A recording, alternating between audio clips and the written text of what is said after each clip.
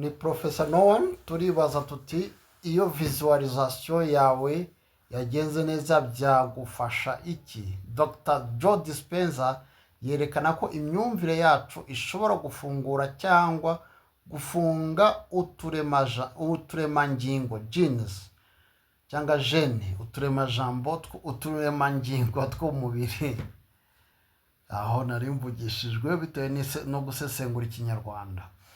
Umusaruro bishobora kukurinda indwara n'umunaniro w'ubwonko. Iyo visualization yawe iherekejwe n'ibyishimo bikomeye, uturemangingo twawe dutangira gukora proteine nshya zizana ubuzima bwiza n'ingufu mu mubiri. Murabizi ko twe dushingira mu gutoza ahanini basketball. Ubwo rero kumenya uko imisemburo ikora ni byiza cyane. Noneho visualization uyikora gute? Uyikora mbere na mbere winjiye muri Nowan wahita Nowan zone. Noneho ukitandukanya n'ibikomere, ukitandukanya n'ikuzo, ibintu byose bitandukanye nawe ariko wari wariyitiriye bituma ureyajisa reactions zawe zikaba zibishingiyeho. Visualization rero yaho ugomba kugera, ugomba guhinduka we, iyo ikozwe neza hari imisemburo igenda ivubuka. Twabonye endorphine, twabonye dopamine. Iyo nka dopamine kongerera ibyishimo bituma rero byakurinda indwara n'umunaniro w'ubwonko. Urumva rero ko ari ikintu cyiza cyane.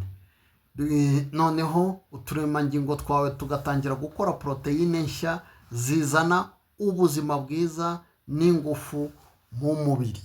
Murakoze cyane, mukomeze mudukurikire. Murabona ko ibyo tubasangiza ari ibintu by'ingenzi byose, kandi twabitangiriye mu kumva inyigisho za Spinoza zatweretse yuko umubiri na roho ari ikintu kimwe. Ibyo rero bituma uko twitwara tutabishakira ku mashitani cyangwa ku mana iri ku ruhande, ahubwo tubishakira kuko umubiri wacu urimo gukora. Uwo bidufashamo neza cyane rero kubimenya ni Dr.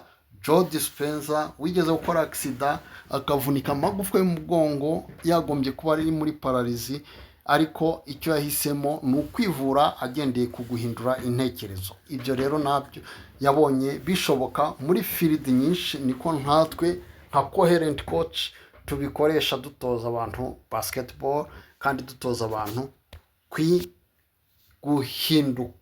guhindura imyumvire ibafashe no guhindura ubuzima bwabo.